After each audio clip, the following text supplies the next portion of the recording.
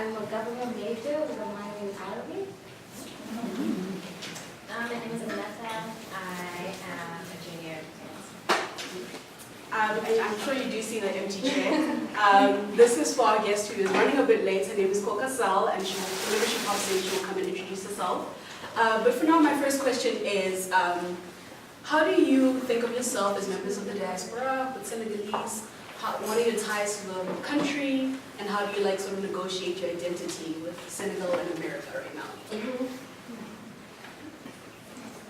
So whoever can speak.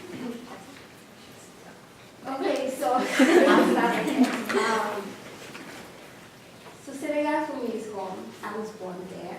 I was raised in Senegal. So when I think of Senegal, I think about growing up and having all my family still being there. And so it's who I am, I guess. But having lived there for 18 years now, it's kind of hard to relate to the everyday things because I'm not there, although I do speak to my family on a daily basis. So, but Senegal is home. For me, so I'm first-gen American Senegalese, and so my parents came here as immigrants, and like I said, I'm first-gen, and I just have like just this deep love for Senegal and about everything Africa, honestly. So, and I think because I am first-gen, like I had to like, yeah, I was surrounded by the Senegalese culture like all my life, because that's where I grew up under, but like I had to like actively, because I didn't grow up in Senegal on the continent, like I had to actively learn about my culture and actively learn about my heritage because it wasn't like taught in schools. So I think for that, it's just like the more you learn about a place, the more you just start to love it. So I feel like that's like my relationship with the country. So yeah, I'm American, I guess. But I'm also, I guess I like strongly identify with like my Senegalese roots. I was born here in the U.S., but my grandmother is Senegalese, and so when I was 5, my parents decided to move back to Senegal. So I grew up there, and so Senegal is home for me. So I think I have a different relationship, but also similar because I grew up there and I went to school there. Like all my childhood memories, everything. I think I am the person I am today because of growing up in Senegal. Yeah, although I was born in the U.S. and half of my family is American, half of my family is Senegalese, I think I identify more with being Senegalese, just because that's everything that I have learned has been through growing up in Senegal. And yeah, so I think. So I was born in the States as well. I have both of my parents are from Senegal. My entire family also is there. So I'm visiting quite often. I guess I also kind of had to reconcile with my identity as like a Senegalese American, and like I guess I'm trying to like navigate and like I guess I didn't have to say that like I'm like solely American. I'm like so I've like kind of been like experimenting with like what it's like to like identify as Senegalese American, and I think that it's kind of given me an interesting perspective of the country because I can see it through the eyes of my parents, who obviously have this like very, very strong attachment to Senegal, but also see it as a country that has its flaws. And so I'm kind of still like on a journey trying to like explore, and like that's, you know, also still learning. And it's like the more that I learn, the more that I feel like I'm stronger than everything. So looking currently at the politics in Senegal, looking at the upcoming elections, we're seeing a lot of youthful activism that's happening on the country. So like, what are your thoughts on the activisms that are happening right now within the country? I mean, I'll say that, you know, activism in Senegal is not new. It's like growing up, I remember, you know, whenever the government, for example, didn't, for example, whenever the government did not give out the scholarships for the for the university students. They'll go outside and burn the tires and do things like that. And even for the high schools, when they have problems with professors and teachers, they will go out. And I remember one time, even in my high school, I went to a Catholic school, and the nuns wanted us to wear like dresses that were, past the knee, but then not, because we have these blouses that we have to wear on top of our dresses, but it has to be at the same length. So if I wore something this long and then have that blouse that came here, it was a big no-no. So we have to, we were protesting that. We're like, it doesn't make any sense. You nuns are wearing these long things, but then we can't do it. It doesn't make sense. So we were outside and fighting it. And of course, it was our senior year, so they were thinking, you guys aren't coming back, so you better graduate. So yeah, so activism has always been there. I'm just glad that it's still going on because, governments have to be accountable for whatever they're doing, and I'm just happy that the youth is still doing it.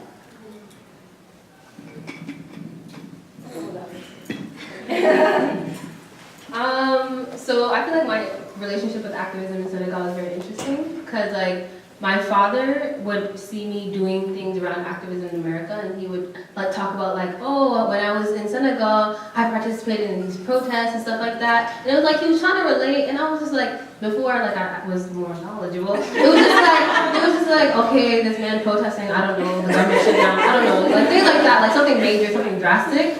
But like it would be things like as we were talking about, like with fees and things about like just because like in Senegal, education, which we will talk about later, well, like a lot of it, university is a huge, just I don't know what is the word, like ladder for like just access for a lot of like poor people in Senegal. So like he tried to relate with me on that way because it was like a lot of the activism like stemmed from the same root, basically. So in terms of activism specifically in Senegal around politics, I think that like what we're seeing isn't new, but it's, I'm sorry, I feel like what I'm saying does not make sense. But like, okay, with activism in Senegal around the political situation, I find it very interesting only because it's like the same like rhetoric that we've been seeing around Abdoulaye Wade, who was the president and like who left in 2011 right before Macky Sall. And the reason I find it just so interesting is because this, like, people think about Senegal and they think about this like great democracy, but the reason we have like what people would consider a great democracy is only because of like the constant activism that's been happening. Like it's not like democracy that came out of complicity. So I think that like the president should have known better to not try to like whenever you see an election happening, the president's always trying to change laws, and it's just like, you should know better by now not to do that. So like when I see activism happening, it's just like the Senegalese people are constantly just trying to tell the government no. And I think that's just like so powerful. Like they're trying to say like, no, these are our streets, this is our country, this is our constitution. And I just find like just so much power looking at the activism that I see in Senegal, and then just trying to relate it to me, like try to like get inspiration from the activism that I see there with the work that I do here, just because it's just like, we should have this, there's a basic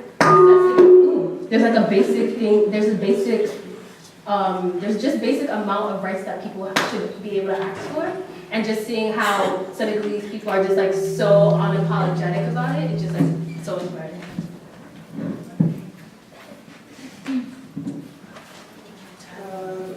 I think to bounce back what the two of you said, like growing up, like I said, activism isn't something new that's surprising to me from Senegal. Like I'll never forget in 2011 when the old president Abdoulaye Wade tried to change the rules that would give him the law that would let him have a third mandate, so it would let him run against your president. I'll never forget, like, everyone went out and started to protest, and I think when I think of like activism in Senegal, I remember that very well because I was at the age of understanding what was going on. And I remember like everybody being involved, and we were like, we're not gonna let this happen. And so I think Senegalese are very good at like saying no, and I think we get this big reputation of being a peaceful country where everyone's laid back and drinking tea. And I think, which is true, but I think Senegalese also have like, they don't let anyone step on them. And so when something is going on that they know will affect them, they'll always like fight back. So I think. Yeah, I guess just to reiterate, like there's definitely no passivity in the way that Senegalese people like conduct themselves in situations that they don't like. They have a very long history, I think, of just combating forces around them, whether it's like colonial forces, like whether it's the president. So I like look at these protests and I just see, it's also I think like a deep-rooted frustration that comes from decades and decades of just seeing the same thing over and over again. I think even when Macky Sall became president, there was this kind of hesitant trust handed to him because I mean he did come from under the Yacine administration, but people were just so adamant that they wanted change that they were willing to trust him, and obviously he's betrayed the people's trust. So I see this and I see just how engaged the youth are, because I mean the youth are at the center of most of these protests and as like the biggest population in Senegal and I think of most of Africa, I see, I love